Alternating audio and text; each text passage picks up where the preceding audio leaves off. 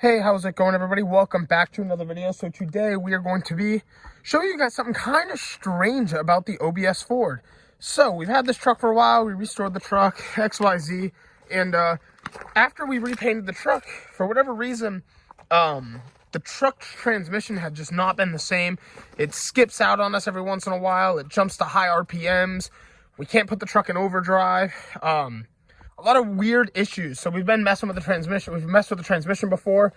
We dropped a new engine, transmission, transfer case, and still had the same issues. And then one day my girlfriend and I were online, and don't mind the mess. It's a little chilly out, middle of winter. But we're online, and we see all these people talking about if you've changed your third eye brake light, you're gonna have issues with your transmission for some reason. And after we swapped the new transmission and engine and everything else, we kept having the same issue with the transmission, so it didn't really make sense. We figured it had to have been something electrical, some sort of sensors or something. And I guess it's a little bit hard to see being an LED, but at night sometimes these are like very faintly on for whatever reason. We had done some looking around, and I guess for whatever reason, if you change your third eye brake light to an LED, it throws your transmission off a bit. There must be some sort of sensor that goes up to it.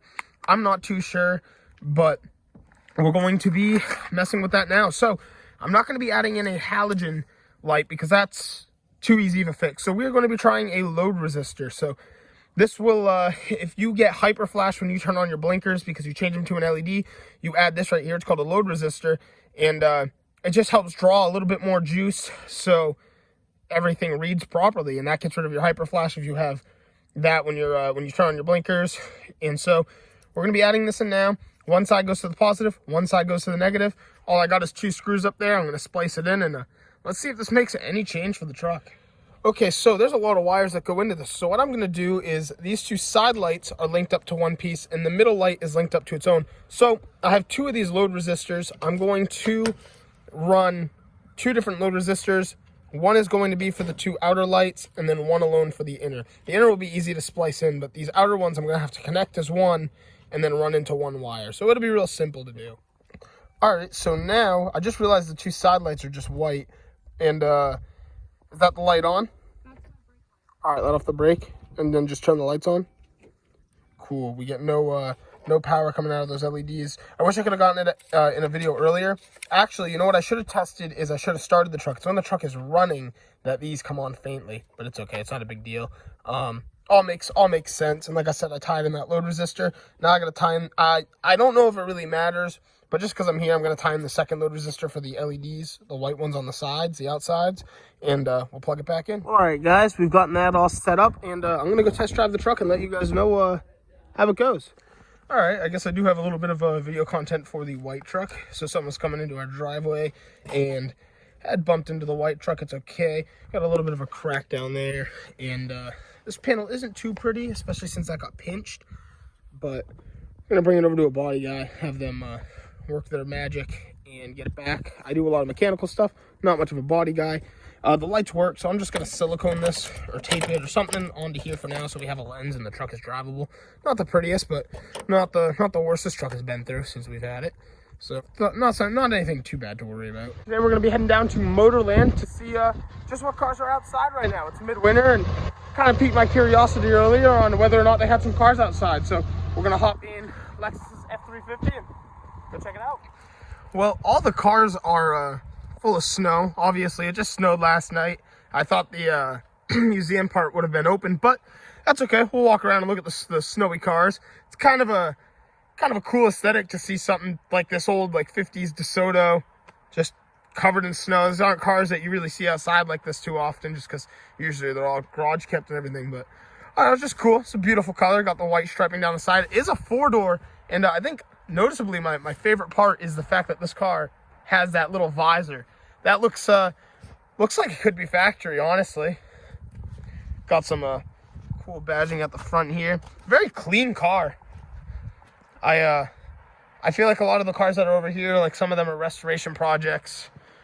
Like those look to be like maybe like old Chrysler 300s back there. Got an OBS Ford with like the generic, real generic like eBay taillights. But I don't know, just kind of cool. So the only thing I see is like maybe a missing mirror on this side. So I thought a lot of these cars would be the restoration project. But I don't know, this car is really cool. I honestly think I like this a little bit more than some of like just the Bel Airs or the Fairlanes or things like that. Like this is really cool to me. Maybe it's just because it's different. But big white walls, and right over here is a Land Rover. See, this is makes some more sense to see something like this out here. I'd assume it would be 4-wheel drive, but I feel like if it was 4-wheel drive, that would be a locking hub. Maybe it's an automatic hub. I'm not too sure on that one. But I feel like a lot of these things would be 4x4s. Got the little cap, and actually I love that. It's actually not a cap. I thought it was. It looks like maybe that side panel possibly is removable, but right up there on the roof you have the little sky window. Look at this thing. This thing's even got surfboards in it. That's so sick. I'm gonna go walk around though and just take a look at some of the things that are here. Just need a little bit of content, and I don't know, still car related. It's all fun to me in my eyes. Yeah, look at that 4-wheel drive station wagon. So it is. Those are automatic hubs. Got a little place for the plate right there on the side. I like that. It's a cool color too. So right over here we got the Grand Wagoneer, and I don't know, this thing's pretty cool. I love all the chrome, the wood paneling down the side of it. Got your chrome mirrors, and I don't know if it'd be too cheesy looking, but I love these chrome visors. Yeah, little rain guards. And I would love to think about putting some on Lexus OBS Ford. We're kind of in the mix about it. I want to see what they would look like on it, of course, but I don't know. That's just such a cool style. It's got what is that, black or brown interior? Just a row back here. Obviously 4-wheel drive as well. Man, that is cool. All wood grain inside as well. This would be a fun little car to go take out. Even the roof rack has wood grain in it. I don't know. These are pretty sharp looking Jeeps. Right over here, it's an 81 Lincoln Town Car, covered in some snow. Look at those side markers. That is nasty. The Lincoln emblem just illuminates inside of that lens. That's so cool. Got a Benz. A couple other. These look like some 90s commuter cars under here. I don't know what this is. Now we gotta walk over because I see a wing. Yeah, this is the Tommy Kyra Subaru. I'm surprised this hasn't sold yet. That's a pretty sweet looking car. We'll go walk over there. All right, we're gonna do some more trekking through the snow. Love to see that. What do we have here? It's a 41 Ford Super Deluxe. That is cool. Over there is the Nissan Figaro. Tiny little car to see over there. But I like this little 4-door. It's a rear suicide door. Pretty nice interior actually. Wow. Maybe reupholstered, or somebody's just kept it super nice all these years, but probably reupholstered. He's got a couple mirrors right here, and they were going for that old school little custom look with the lights on the front, the spotlights. Love the nose on this car, and Super Deluxe emblem on the front. The blinkers right up on your fenders. I don't know, that's cool. I love that old school glass. Just always looked good. Over here is just another commuter car, Lincoln Town Car. There is, however, a Cobra over here. Just a Jaguar. They got a bunch of cars sitting inside their warehouse and everything. Wheels are very clean on this. I think this is the SN95 body style. Tan convertible. Oh, that's a manual too. Yeah, it is a real Cobra. Wow, that's cool.